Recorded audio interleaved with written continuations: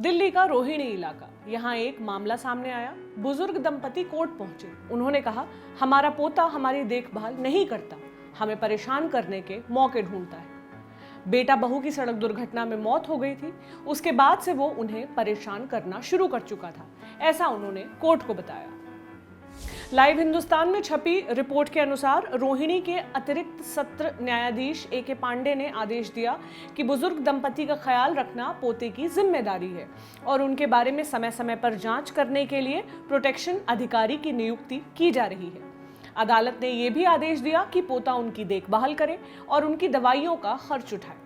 अगर वो अदालत के आदेश का पालन नहीं करता है तो उस पर कानूनी कार्रवाई की जाएगी। इस बहाने आज हम आसान भाषा में जानेंगे कि क्या है बुजुर्ग नागरिकों के अधिकार। इस तरह की खबरें अक्सर पढ़ने को मिलती हैं। कई बार ऐसे मामले भी देखने में आते हैं जहां लोग अपने घर के बुजुर्गों को कहीं बाहर छोड़ आते हैं क्योंकि वो उनकी जिम्मेदारी नहीं उठाना चाहते। लेकिन भारत का कानून इस मामले में बुजुर्गों को कई अधिकार देता है। लेकिन अधिकारों के पहले संविधान क्या कहता है? वरिष्ठ नागरिक या सीनियर सिटीजन वो है जिसकी उम्र 60 वर्ष या इससे अधिक हो। भारत के संविधान के भाग 4 में directive principles of state policy यानी राज्य के नीति निर्देशक तत्व आते हैं। इसके अनुच्छेद 41 में कहा गया है कि राज्य अपने आर्थिक क्षमता और विकास की सीमाओं के भीतर ऐसे प्रावधान बनाए जो बेरोजगारी, वृद्धावस्था, बीमारी और विकलांगता के मामलों में लोगों की मदद कर सकें। उन्हें नौकरी, पढ़ाई और पब्लिक मदद आसानी से मिल सके, ऐसे उपाय किए जाएं। चूंकि ये नीति निर्देशक तत्व हैं, इसलिए इनकी अवहेलना को किसी अदालत में चैलेंज नहीं किया जा सकता। लेकिन ये बताते हैं कि राज्य यानी स्टेट की जिम्मेदारियां क्या हैं जो उसे पूरी करनी चाहिए और किसी भी नीति को बनाते समय ये ध्यान रखना चाहिए कि वो इन डायरेक्टिव प्रिंसिपल्स को फॉलो करे। वरिष्ठ नागरिकों के लिए कानून क्या कहता है? क्रिमिनल प्रोसीजर कोड CRPC 1973 के सेक्शन 125 के अनुसार पत्नी, बच्चों और पेरेंट्स की जिम्मेदारी उठाना एक बालिग और सक्षम व्यक्ति की जिम्मेदारी है।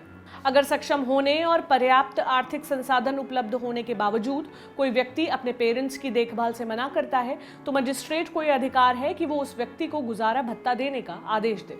यही नहीं, अगर आदेश का पालन नहीं होता है तो मजिस्ट्रेट उसे सजा भी दे सकते हैं। ये सजा 3 महीने की जेल या 5,000 का जुर्माना या फिर दोनों हो सकते हैं। भारत सरकार की national policy for older persons 1999 के तहत वरिष्ठ नागरिकों के लिए कई प्रावधान बनाए गए हैं, जैसे ट्रेन के टिकटों में 30% छूट। वहीं अगर वरिष्ठ नागरिक महिला हो तो ये छूट 50% हो जाती है। इस पॉलिसी के अनुसार एयर इंडिया को भी वरिष्ठ नागरिकों को इकोनॉमी क्लास में सीट बुक करते समय 50% की छूट देनी होती है। उन्हें बोर्डिंग और डीबोर्डिंग के दौरान भी प्रायोरिटी पर रखा जाए, ऐसे निर्देश हैं। इनकम टैक्स के सेक्शन 88B, 88D और 88DDB के तहत वरिष्ठ नागरिकों को टैक्स में छूट मिलने का प्रावधान है। सीनियर सिटीजन की कैटेगरी में आने वाले नागरिक यानी 60 से 80 वर्ष की उम्र वाले 3 लाख रुपए सालाना तक अगर कमाते हैं तो ये पूरी तरह टैक्स फ्री होगा। वहीं सुपर सीनियर सिटीजन यानी 80 वर्ष और उसके ऊपर के लिए ये लिमिट सालाना 5 लाख है। परिवार के लिए क्या नियम है? Maintenance and welfare of parents and senior citizens act 2007 के मुताबिक कोई भी ऐसा वरिष्ठ नागरिक जो अपनी कमाई से अपनी देखभाल करने में सक्षम न हो, उसकी मदद करना उसके परिवार यानी बेटा, बहू, दामाद, पोते या पोती का फर्ज है। इस एक्ट के तहत रिश्तेदारों को भी कवर किया गया है। यहाँ रिश्तेदार का अर्थ उस व्यक्ति से है जो किसी भी वरिष्ठ नागरिक की मृत्यु के बाद उनकी चल या अचल संपत्ति का वारिस होगा। अगर किसी भी वरिष्ठ नागरिक के बच्चे, बहू या दामाद उनकी देखभाल करने में अक्षम रहते हैं तो इसके खिलाफ शिकायत दर्ज कराई जा सकती है और उनसे मेंटेनेंस यानी गुजारा भत्ता की मांग की जा सकती है।